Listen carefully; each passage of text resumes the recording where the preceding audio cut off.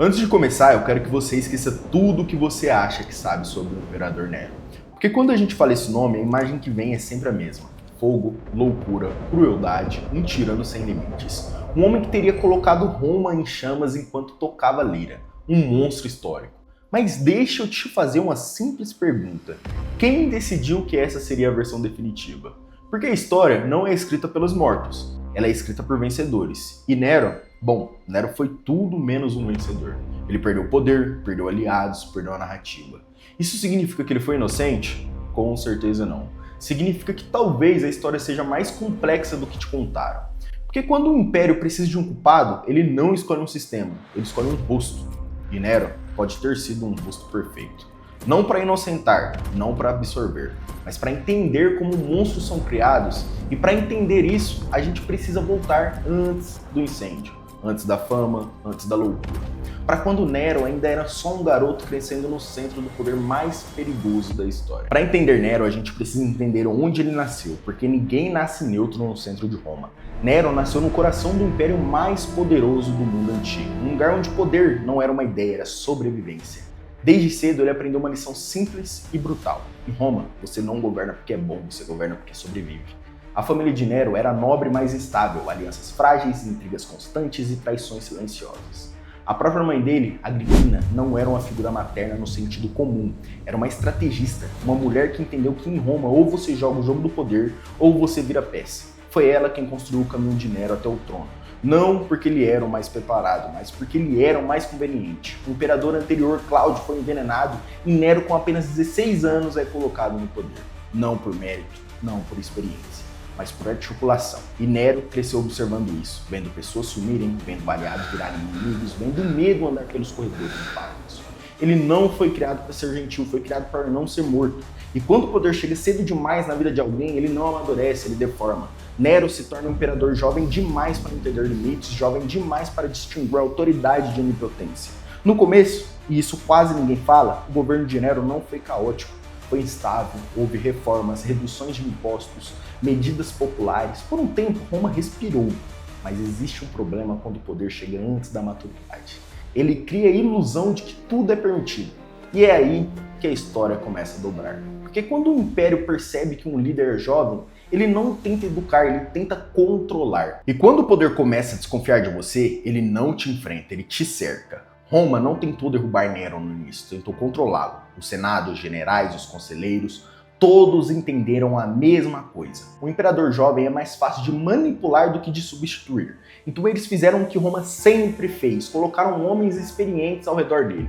Seneca, o filósofo, Burro, o general, homens mais velhos respeitados que falavam em nome da razão. Por um tempo, Nero ouviu.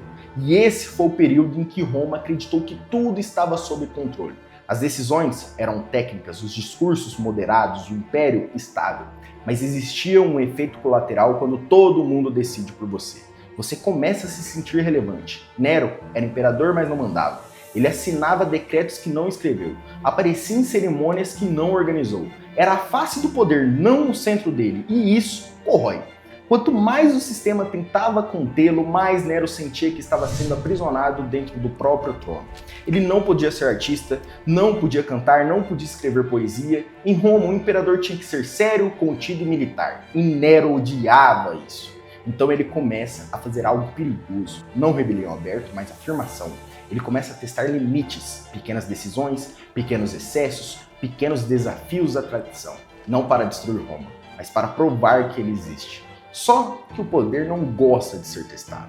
Quanto mais Nero tentava ser ouvido, mais o sistema tentava apertar. E esse conflito não era ideológico, era psicológico.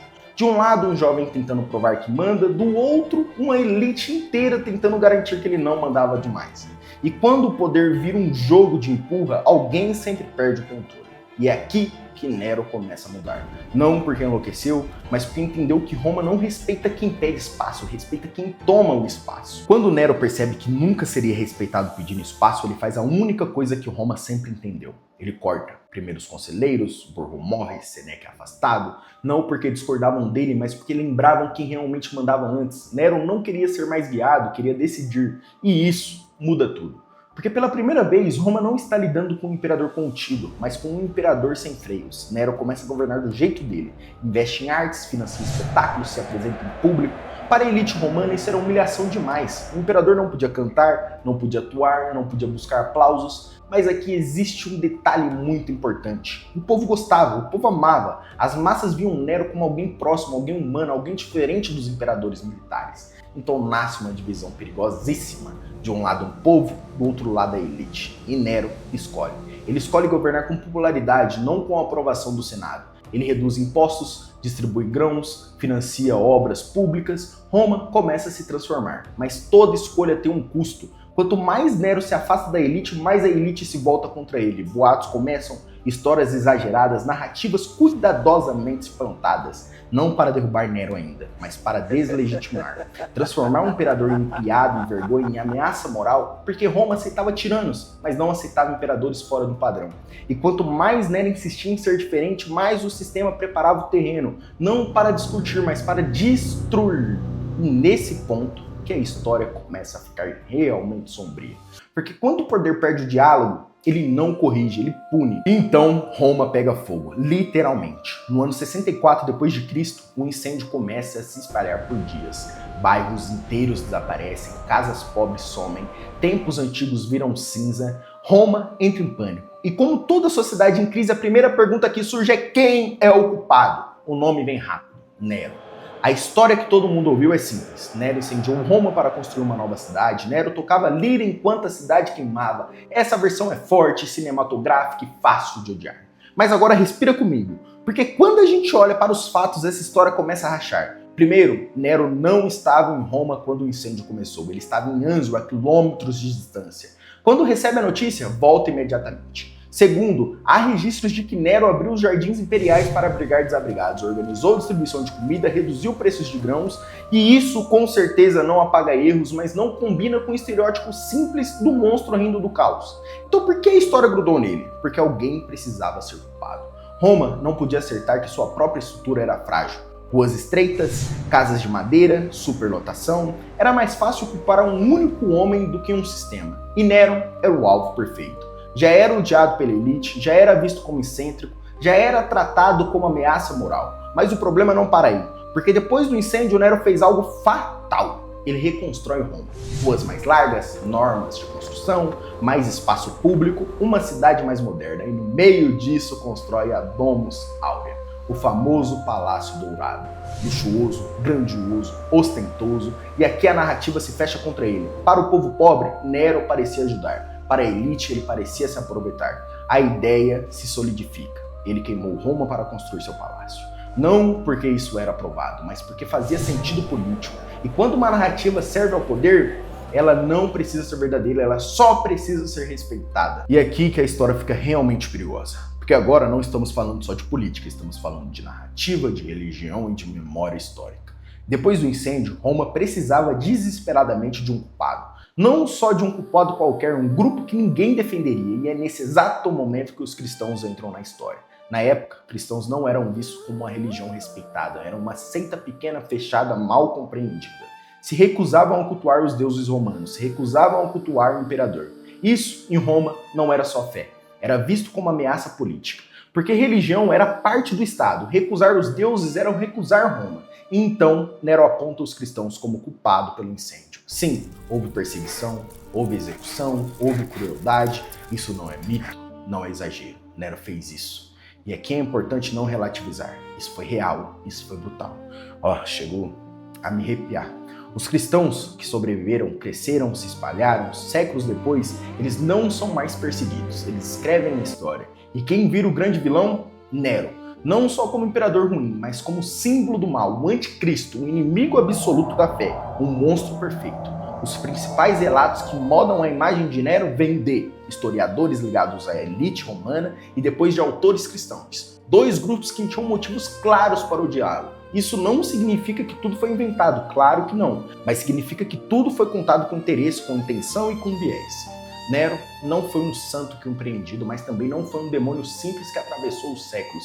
Ele foi algo muito mais desconfortável, um governador instável, vaidoso, cruel em vários momentos. mas também produto de um sistema apodrecido, de uma elite que o odiava e de uma narrativa que precisava de um vilão eterno. Porque quando a história precisa ensinar uma lição, ela não escolhe nuances, ela escolhe monstros. E depois de tudo isso, a pergunta muda. Não é mais Nero foi um monstro? A pergunta real é: por que a gente precisa tanto que ele seja apenas isso? Nero foi cruel? Foi instável? Mandou matar? Perseguiu? Isso é fato. Mas reduzir Nero a um vilão de conto moral é confortável demais, porque assim a gente não precisa olhar para o sistema, não precisa olhar para a elite romana, não precisa olhar para a estrutura de poder que o colocou lá tão jovem e sem preparo. É muito mais fácil culpar um homem do que questionar um império inteiro. Nero não caiu porque era louco, ele caiu porque deixou de servir aos interesses de quem realmente mandava.